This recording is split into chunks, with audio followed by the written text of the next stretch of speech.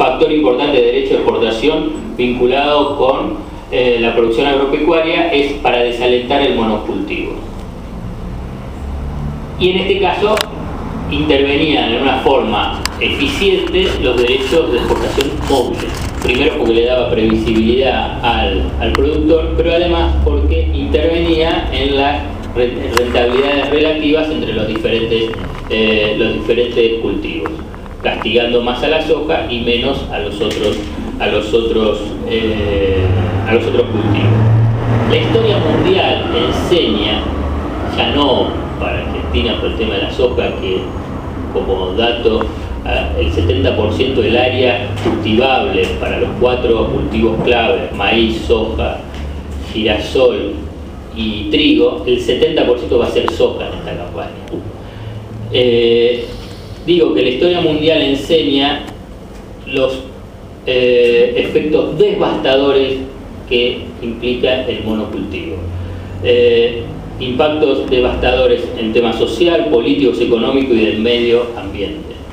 Se conoce lo que pasó en lo que es las economías centroamericanas, economías africanas, economía brasileña, y Argentina no tenía este problema de monocultivo. Con la soja ha avanzado este problema, que es muy grave por todos estos efectos. Digamos, en la época de bonanza, en el periodo de bonanza, que es lo que estamos viviendo ahora, desde hace varios años y que continúa ahora y que las estimaciones que puede continuar por unos años, es totalmente relegado los impactos devastadores que tiene el monocultivo.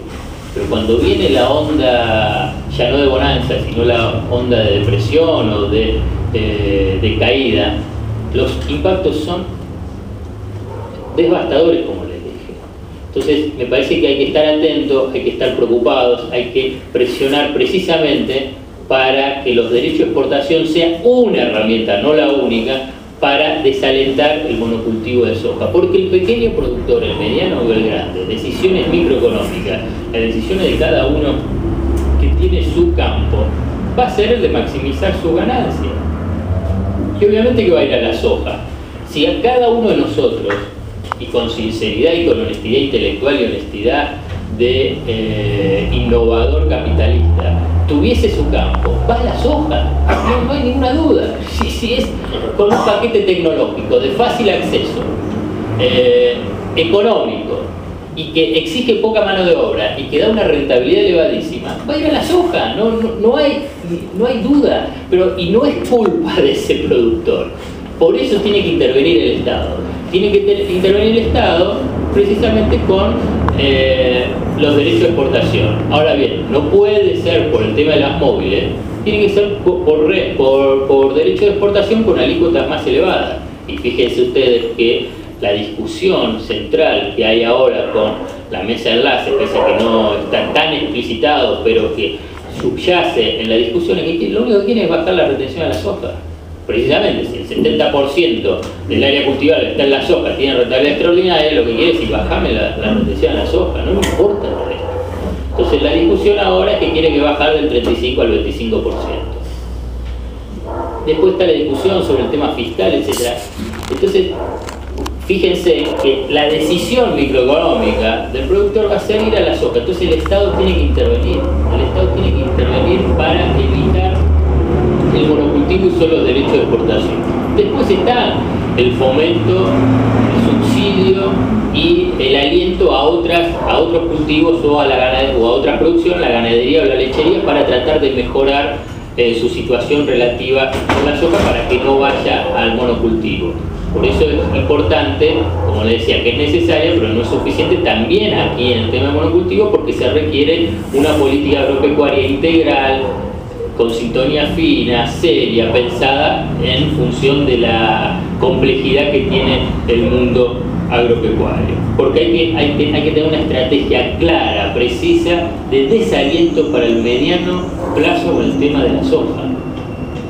Pero vuelvo a repetir, no porque es como así rápido el yuyo o porque está mal la soja, no, es por el riesgo del monocultivo. Tiene que seguir la soja, no es que la soja es mala de por sí, el riesgo es el del monocultivo.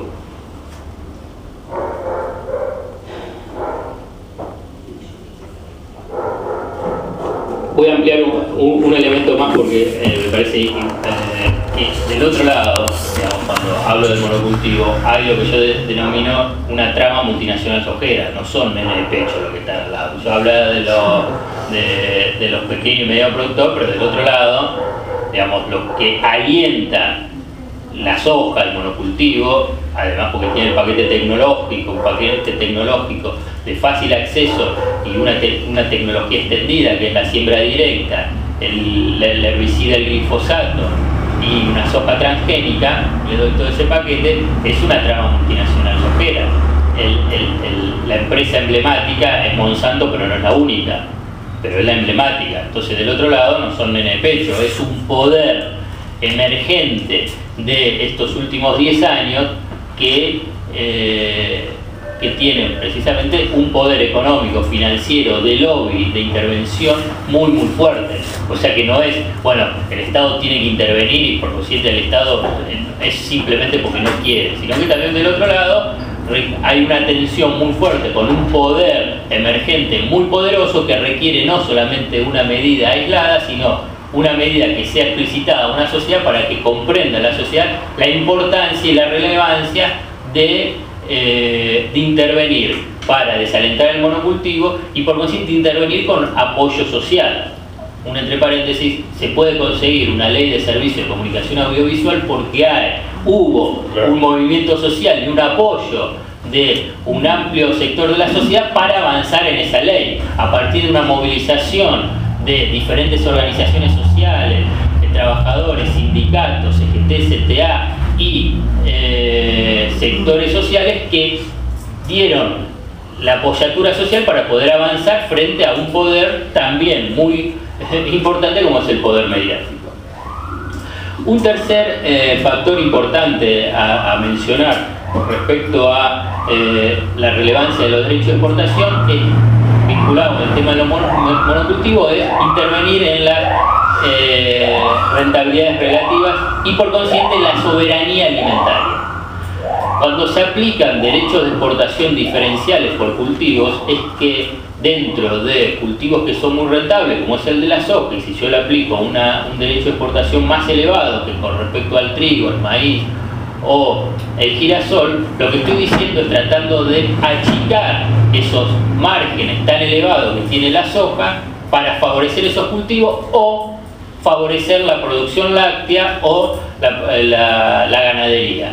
Entonces, cuando yo aplico un derecho de exportación con una alícuota, una tasa más elevada para la soja, lo que estoy haciendo es tratar de achicar esas rentabilidades relativas para que no sea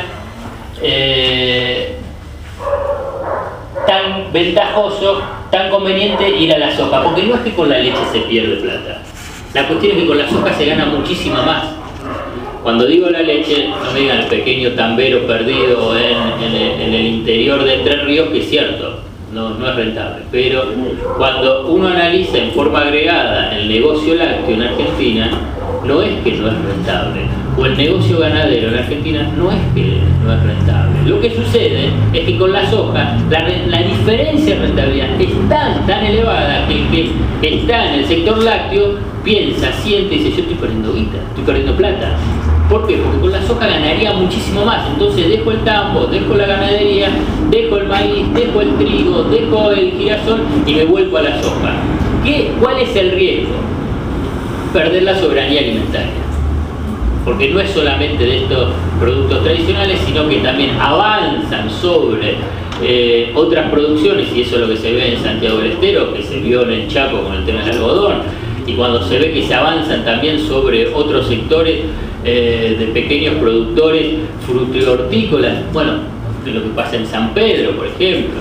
Bueno, entonces, intervengo con los derechos de exportación para intervenir en el esquema de rentabilidades relativas, por un lado, como les mencioné en el segundo factor, por el tema del monocultivo, pero por otro, que es fundamental, es el tema de la soberanía alimentaria.